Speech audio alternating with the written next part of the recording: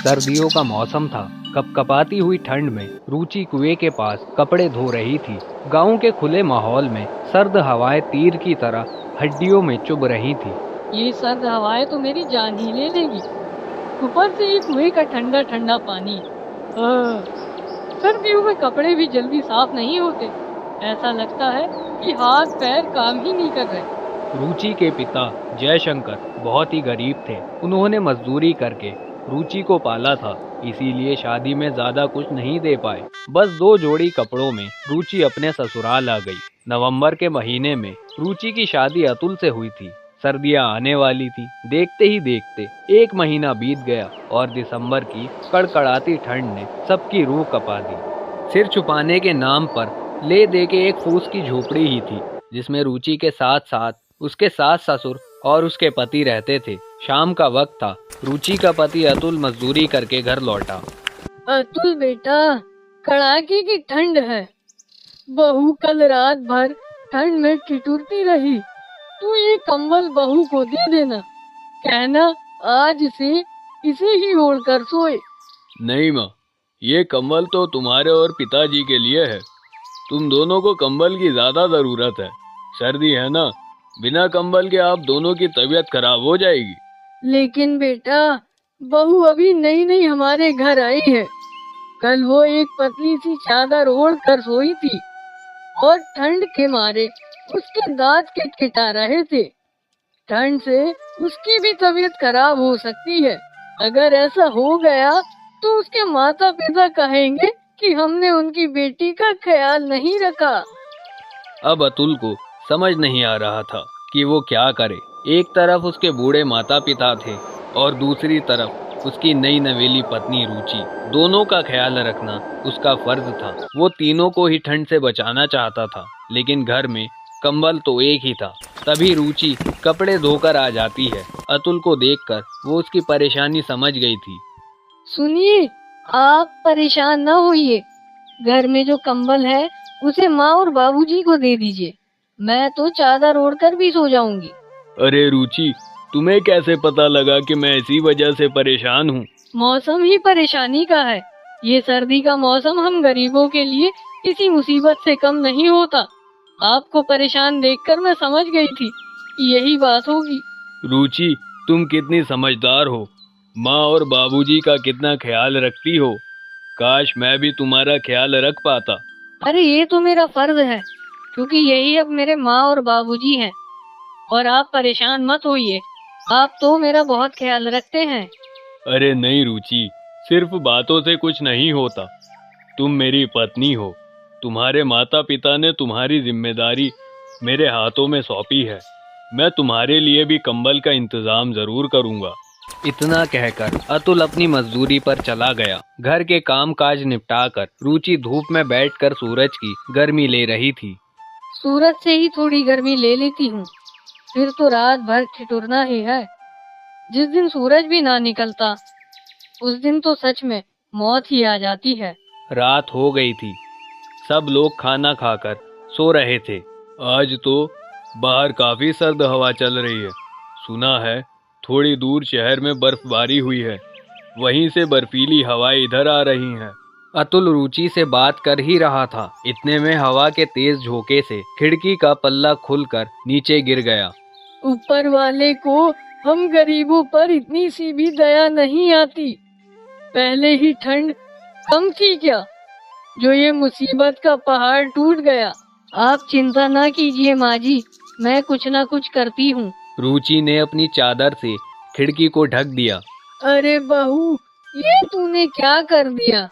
तेरे पास एक ही तो चादर थी, उसे भी तूने खिड़की पर डाल दिया। अरे माँ जी, खिड़की से बहुत सर्द हवाएं हमारी झोपड़ी के अंदर आ रही हैं। इन हवाओं से आपकी तबीयत और ज्यादा खराब हो जाएगी। आप मेरी चिंता मत करिए। मुझे शादी पर एक दुपट्टा दिया था माँ ने, मैं उसे ही ओढ़कर सो जाऊंगी। हमें माफ कर देना बहू, हम इस ठंड में ठीक से तेरी देखभाल भी नहीं कर पा रहे।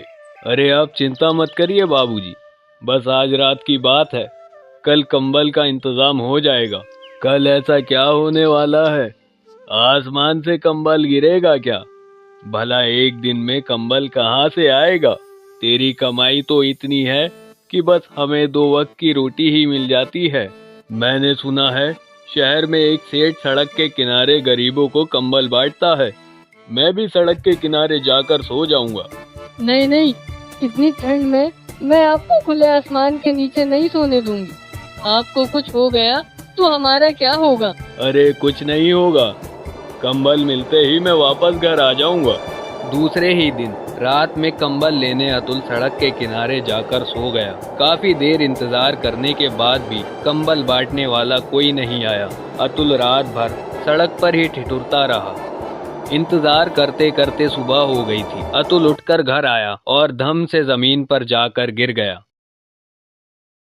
अरे आपको तो बहुत तेज बुखार है। मैंने कहा था ना कि आप सड़क पर सोने नहीं जाइए। अरे रुचि, क्या करूं? हमारी तो किस्मत ही खराब है। कल रात वो सेठ कंबल बांटने आया ही नहीं। अमीरों का कोई भरोसा नहीं होता। वो हर काम अपनी सहूलियत के हिसाब से करते हैं। वो हम गरीबों के बारे में नहीं सोचते। आप खटिया पर लेट जाइए, मैं तेल गरम करके आपकी मालिश कर देती हूँ। आपको बहुत तेज ठंड लग गई है। बेचारी रुचि तेल गरम करके अतुल के मालिश करती है, लेकिन अतुल की हालत में कोई सुधार नहीं आया। कुछ दिन के बाद अतुल की हालत और खराब होती चली गई। पैसे न होने की वजह से वो डॉक्टर के पास भी नहीं जा पा रहा था और इलाज के अभाव में अतुल ने दम तोड़ दिया। बेचारी रुचि शादी के दूसरे महीने ही विधवा हो गई। रुचि पर तो जैसे दुखों का पहाड़ ही टूट पड़ा। अब अतुल के माता पिता की जिम्मेदारियां रुचि के कंधों पर आ गई थी। घर में खाने के लिए भी कुछ नहीं था। रुचि के माता पिता के पास भी इतने पैसे नहीं थे कि वह रुचि की कुछ मदद कर सके। रुचि बेटा, तू अब हमारे साथ घर चल। तू यहाँ अकेली कैसे रहेगी? तेरे पास तो एक कंबल भी नहीं है। नहीं पिताजी, अब यही मेरा घर है और मैं अकेली कहाँ हूँ। माँ और बाबूजी भी मेरे साथ हैं। मैं अगर इन्हें छोड़कर चली गई तो इनका ध्यान कौन रखेगा? ठीक है रुचि बेटा, जैसी तेरी मर्जी। मैं चलता हूँ, तू अपना ध्यान रखना। अतुल तो हमें छोड़कर चले गए। अब माँ और बाबूजी को कहाँ से खिलाऊंगी और उनकी दवाइयाँ कहाँ से आएंगी? घर में खाने के लिए भी कुछ नहीं है। भूख और ठंड के मारे इन्हें भी कुछ हो गया तो मैं अपने आप को माफ नहीं कर पाऊंगी। ना अतुल मेरे लिए कंबल लेने जाते और ना ही उनकी जान जाती। ये सब मेरी ही वजह से हुआ है। रुचि बेटा, होने को जो मंजूर था वो हो गया। माँ जी, मेरी वजह से आपका बेटा छिन गया। मैं कुछ न कुछ करके आप दोनों की जिम्मेदारियाँ उठाऊंगी। इतना कहकर रुचि काम की तलाश में बाहर निकल पड़ती है। काम ढूंढते ढूंढते वो शहर चली गई। शहर में रुचि ने देखा कि लोग अच्छे अच्छे गर्म कपड़े और कोट पहनकर घूम रहे हैं। ठंड तो इन अमीरों की ही है। हमारी ऐसी किस्मत कहाँ कि हम गर्म कपड़ों में घूमें। हमें तो एक कंबल के लिए भी कुर्बानियाँ देनी पड़ती हैं। और रुचि घर घर घूमकर काम मांगने लगती है। मालकिन, मैं काम ढूंढ रही हूँ। अगर आपके घर में कुछ काम हो तो मैं काम करने के लिए तैयार हूँ। हाँ हाँ, मुझे काम करने वाले की तलाश भी है। ठंड में मुझसे काम नहीं होता, सारा शरीर जाम हो जाता है। ठंडे ठंडे पानी से अब बर्तन कौन धोए भला? मैं आपके घर के सारे काम कर दूंगी। बर्तन, झाड़ू, पोछा, कपड़े भी धो दूंगी, वो भी ठंडे पानी से। बस आप मुझे काम पर रख लीजिए मालकिन, मुझे काम की बहुत जरूरत है। इस तरह रुचि को वहाँ काम मिल जाता है। धीरे धीरे रुचि को 3-4 घरों में काम मिल गया। ठंड के मौसम में भी रुचि ठंडे ठंडे पानी से सारा काम करती, लेकिन उसे इस बात की खुशी थी कि अब उसके पास खाने के लिए और अपने बूढ़े सास ससुर की दवाइयों के लिए पैसे हैं। कभी कभी तो शहर में बर्फबारी भी होने लगती, लेकिन रुचि फिर भी काम पर जाती, कभी छुट्टी नहीं करती। काम करते करते रुचि को अब 1 महीना बीत गया। रुचि, आज तुम्हें काम करते हुए पूरा 1 महीना बीत गया। ये लो तुम्हारी पगार और ये मेरी तरफ से एक कंबल भी रख लो। मेरे पति रोज रात को सड़क के किनारे सो रहे गरीबों को कंबल बांटते हैं। उन कंबलों में से मैंने तुम्हारे लिए भी एक कंबल निकाल लिया। उस कंबल को देखकर रुचि की आंखों में आंसू आ जाते हैं। क्या बात है रुचि, तुम रोने क्यों लगी? क्या तुम्हें ये कंबल पसंद नहीं आया? नहीं मालकिन, इस कंबल की तो मुझे बहुत जरूरत है। इस कंबल के ही लिए मेरे पति उस रात सड़क पर सोने गए थे। काश उन्हें उस दिन ये कंबल मिल जाता तो आज मैं विधवा नहीं होती। कंबल के इंतजार में वो सारी रात ठंड से ठिठुरते रहे और उनकी तबीयत बहुत खराब हो गई। पैसे नहीं होने के कारण उनका इलाज भी नहीं हो पाया और शादी के दूसरे महीने ही मैं विधवा हो गई। घर में एक ही फटा हुआ कंबल है जिसे मेरे सास ससुर ओढ़ते हैं। मालकिन, ये गरीबी बहुत बदनसीबों को मिलती है और सर्दियों का मौसम तो सिर्फ अमीरों के लिए ही सुहाना होता है। हम गरीबों की तो बस जान बच जाए वही बहुत है। रुचि की बात सुनकर मालकिन को बहुत दया आ गई और उन्होंने रुचि को 2-2 कंबल दिए। ये लो रुचि, ये दोनों कंबल ले जाओ। एक तुम्हारे लिए और दूसरा तुम्हारे सास ससुर के लिए। और ये कुछ गर्म कपड़े भी रख लो, तुम्हारे और तुम्हारे सास ससुर के काम आएंगे।